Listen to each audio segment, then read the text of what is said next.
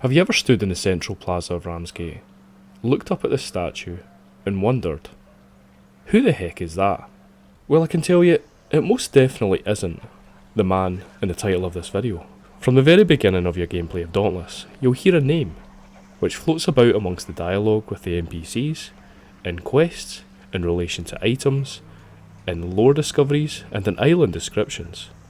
That name is Aulric Maas. So who is Aulric Maas? The man who apparently planted the banner at the highest peak of Aulric's Peak, the man who apparently mapped out and surveyed and tamed the Shattered Isles, and the man who apparently established Old Ramsgate. Aulric Maas is considered to be a legend in the Shattered Isles, much like how we have our historical legends in real life. So why isn't he the historical character who's celebrated with a statue in the central plaza of Ramsgate? Well, as historians in our world, especially with the turn of the century, we've come to realise that many legends can be romanticised. And with Aulric Maas, despite many of his achievements, perhaps he wasn't the do-good hero that many would have you believe.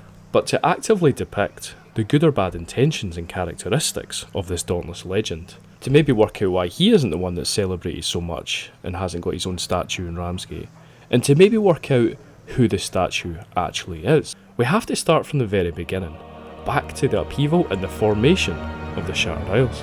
As we explored in older videos, the upheaval destroyed the old world and led to the orbiting fragments we know today. Humanity, which was almost completely destroyed, prevailed, but lived in a dark ages for a time.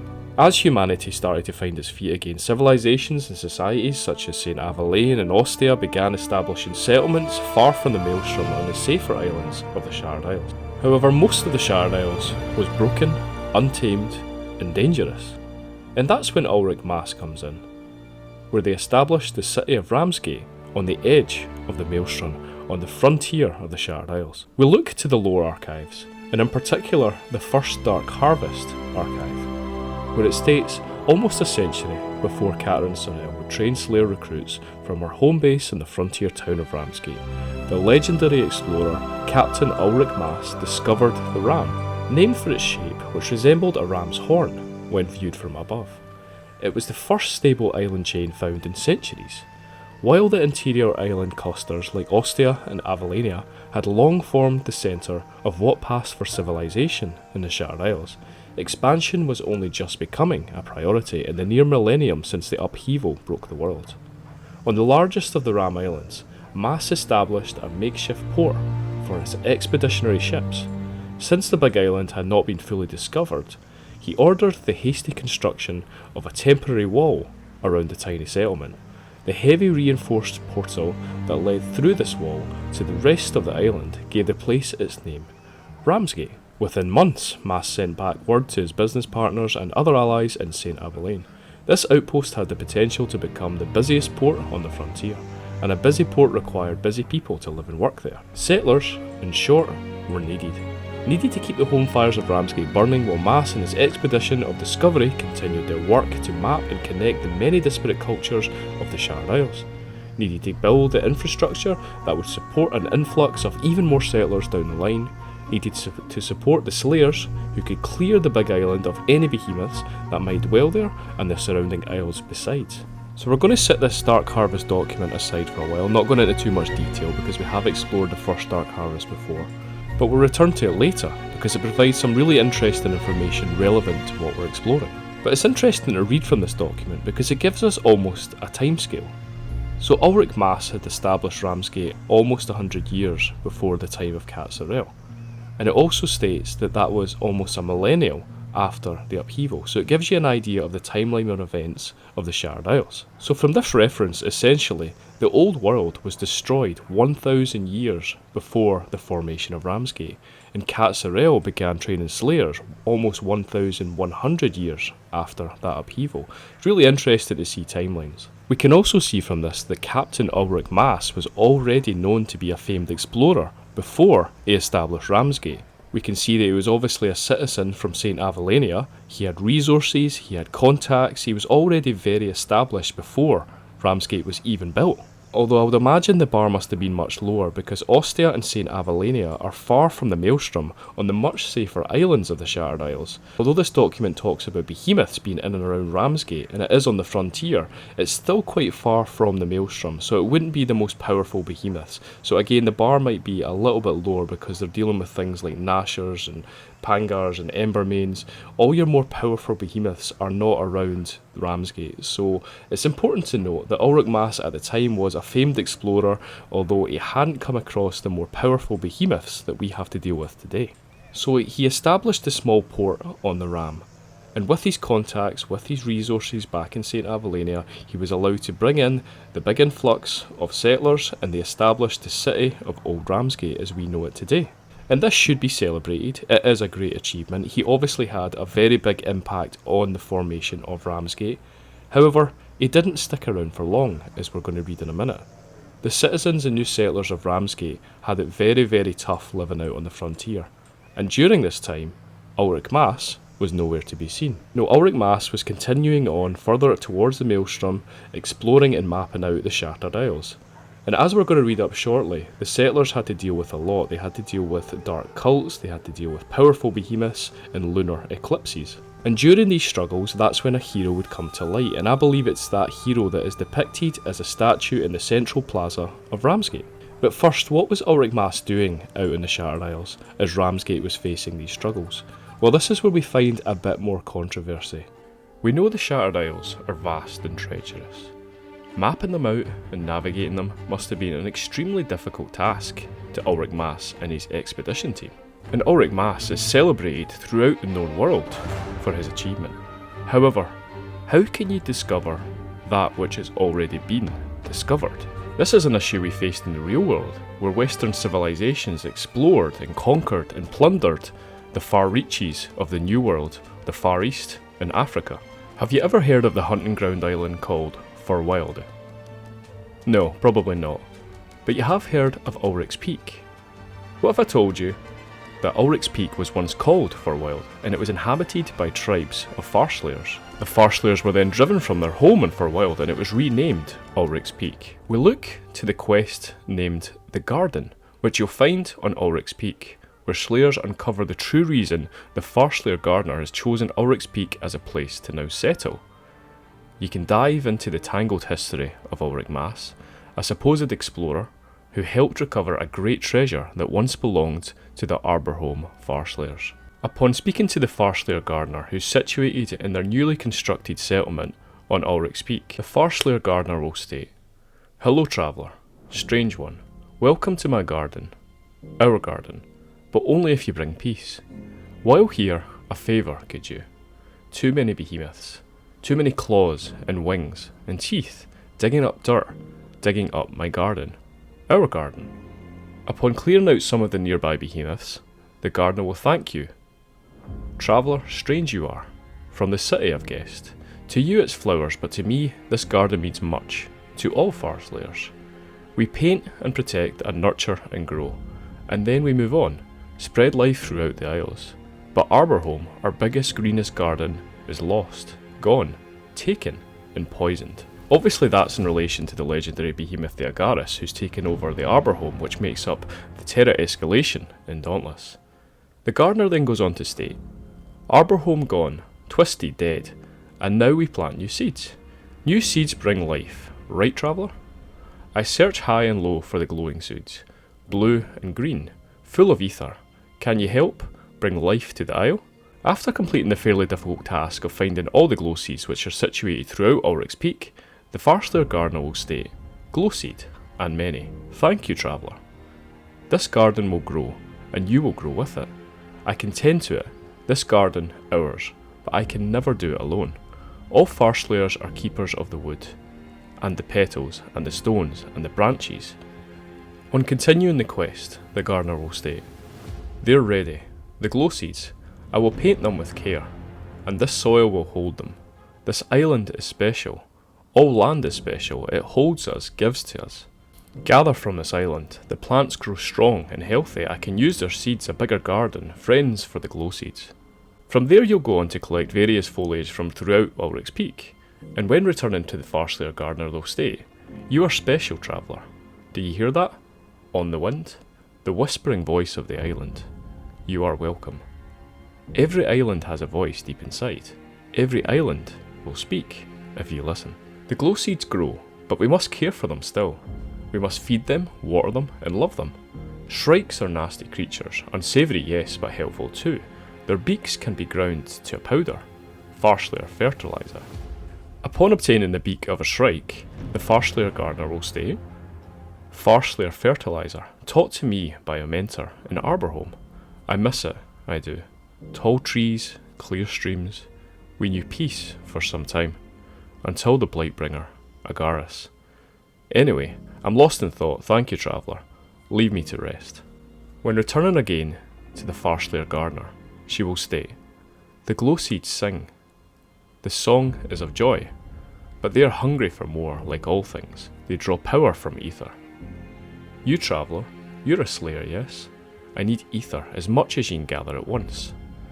From here the slayer is required to gather the ether from an island event, and upon returning after doing so, the Farslayer gardener will state, "Incredible! You have done so much. The glow seeds sing. This garden is our home, and mine and yours. It is a star, a seedling, and it will grow into a new arbour home. Be well, traveller. We will meet again." Over time, the Farslayer gardener continues to care for the plants on Aulric's Peak.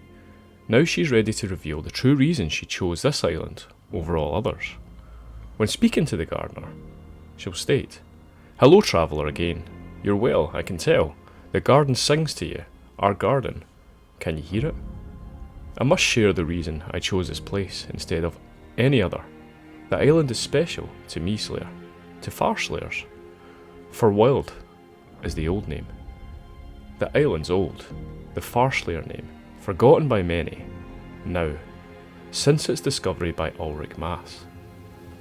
Legendary explorer, legendary discoverer. But traveller, how can you discover what is already found? He claimed for wild, gave it a new name, stole her precious heart, stole the island's soul. There are other legends, quieter legends. They tell of Aulric, selfish and deceitful, stashing Farol's treasure in a box, stowing it away, hiding it from the sun and losing it to time. Find it. I believe you can. Search the chests, the troves, and the caches. You'll know when you've found it. So the island's heart that the Farslayer is referring to is the Everseed. It's strong in ether and precious to the Farslayers. The Slayer will then go on a hunt to find the lost Farslayer treasure, the Everseed, and when finding it, they'll return it to the Farslayer gardener, who will state, "There it is, among the golden rams, the island's heart. That is it, traveller, you've found the Everseed. The great tree gave us so much, and yet few seedlings before it ended. This seedling is the beginning, the first step. One day, after I've gone, after the next gardener has gone, and the next, this seedling will grow into a new arbour home, a new for wild. Farslayer from across the isles will come, they will be together, they will know peace." So this is one of the very best quests in Dauntless in my opinion, and a very good addition to the overall game. And although I've went into it in quite a lot of detail, we probably could have just talked about the section where he mentions Aulric Maas, but I think the quest as a whole gives you an idea of some of the damage that Aulric may have caused. Aulric Maas, who's celebrated throughout the Shattered Isles for his various achievements of exploration and discovery, is actually also depicted as a conqueror and a thief. I think one of the very best quotes from this questline is "Legendary explorer, legendary discoverer, But traveller, can you discover what has already been found? I think that's an excellent quote from the Farslayer Gardener, and not only does it sum up some of the tainted achievements from Aulric Maas, but it also sums up many historical figures in our world. He claimed for Wild, gave it a new name, stole her precious heart, and stole the island's soul. An excellent quote which adds so much depth to the controversy surrounding this character. Aulric Maas may have been a great benefit to some of the more established civilisations such as St. Avalenia in Ostia and then Ramsgate. However, we see a much more negative depiction from some of the more traditional factions such as the Farslayers, who paint him in a much more negative light. It's good to see that the Farslayers are now reclaiming their island and plan on creating a new arbour home there. Now, moving away from Aulric's Peak, or For Wild as it should be called, and back to Ramsgate, where we see some other interesting events which took place round about this time in relation to Aulric Maas. So as I stated earlier, Aulric Maas supposedly established the makeshift port of Ramsgate, and over time it grew and developed into the great city hub we now know it as today. And again, I'm not going to take away some of the achievements of Aulric Maas, but I do feel like he's over-celebrated for the establishment of this makeshift port, and the fact that it grew and it developed and it survived actually had nothing to do with him, and that's why he's not celebrated with a statue in the city centre. Looking at some of the challenges that Ramsgate faced in the very early years since its existence, we return back to the lore archives of the First Dark Harvest, and I won't go into too much detail about the First Dark Harvest purely because I do have another video. In fact, I've got a few videos which explore that topic in much more detail. In the lore archive it states, it was the first wave settlers who experienced and named the First Dark Harvest, and the Dark Harvest proved to be one of the biggest challenges these early settlers faced. These early Ramsgate settlers had never experienced anything like a week-long eclipse before. There were few scholars among them to explain the mechanics of the situation, but there were farmers and they knew what total darkness meant. Nothing would grow. Their crops would never even get started, and this meant their meagre stores of foodstuffs would run out far sooner than expected. In fact, the only thing that stopped these settlers from starvation was all the pumpkins which grew due to the moonlight which illuminated the Ram Islands. As everyone now knows, the lack of sunlight which was brought on by the Dark Harvest didn't just darken the skies. No, it brought strange combinations of aggressive behemoths, as stated by Dr. Shed Priyani, head of the Orrery School of Behemoth Studies. To this day, we don't entirely understand how behemoths get from island to island, but we'd be crazy to think that once a landmass is clear of danger, it will remain clear forever. Nor do I know why they seem to team up more often during the Dark Harvest. But this is happening for a reason. So as we can see, the behemoths of the Ram formation become much more powerful during the Dark Harvest, and this would have been a shock to these early settlers. Now continuing on in this Dark Harvest lore entry. Unfortunately for the early settlers, only a small contingent of slayers had arrived with them, intending to begin the process of ensuring the islands beyond the gate was clear. These brave individuals hadn't anticipated also dealing with 2 or more behemoths at a time on unfamiliar isles, with courses that hadn't yet been plotted. Overburdened and suffering losses almost immediately, the leader of the local Slayer teams, a man named Maldon Sorrel, sent out what came to be known as the First Call.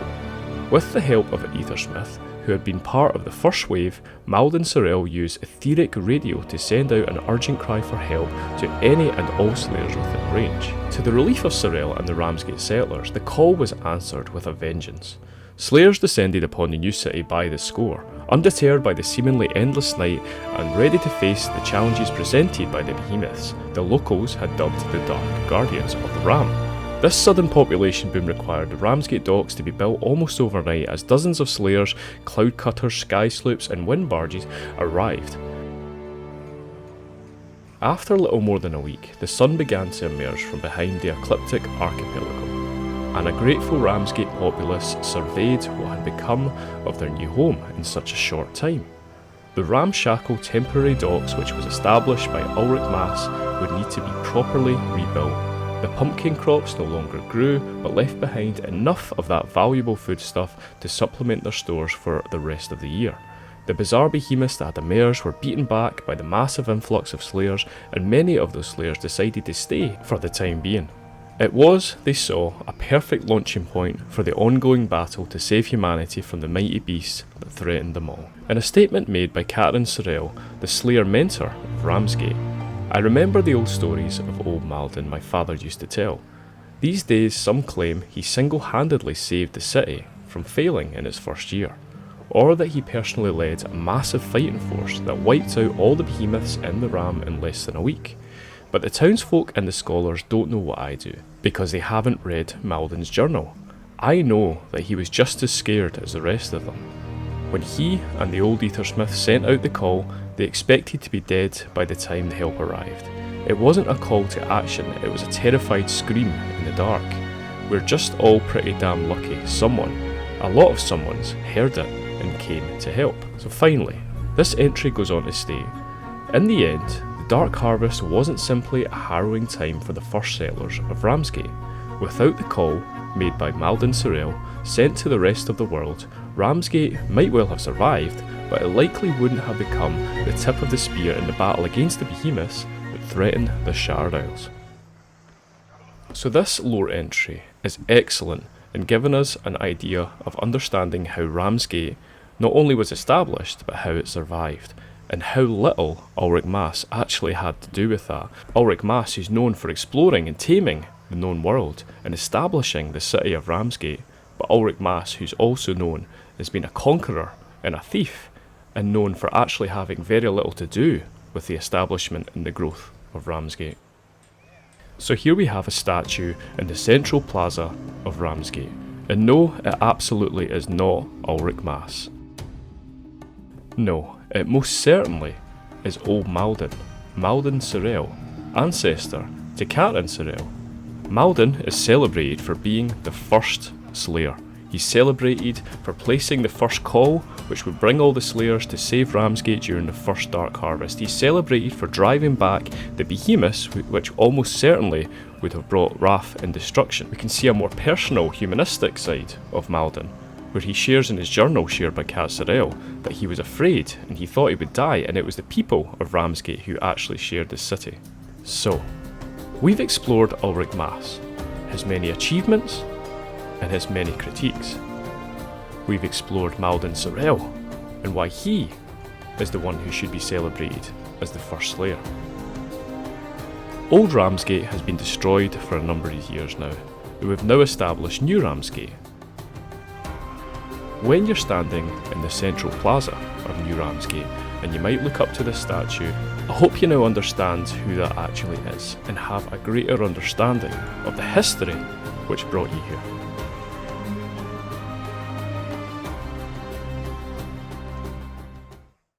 Thank you for watching my latest lore video for Dauntless.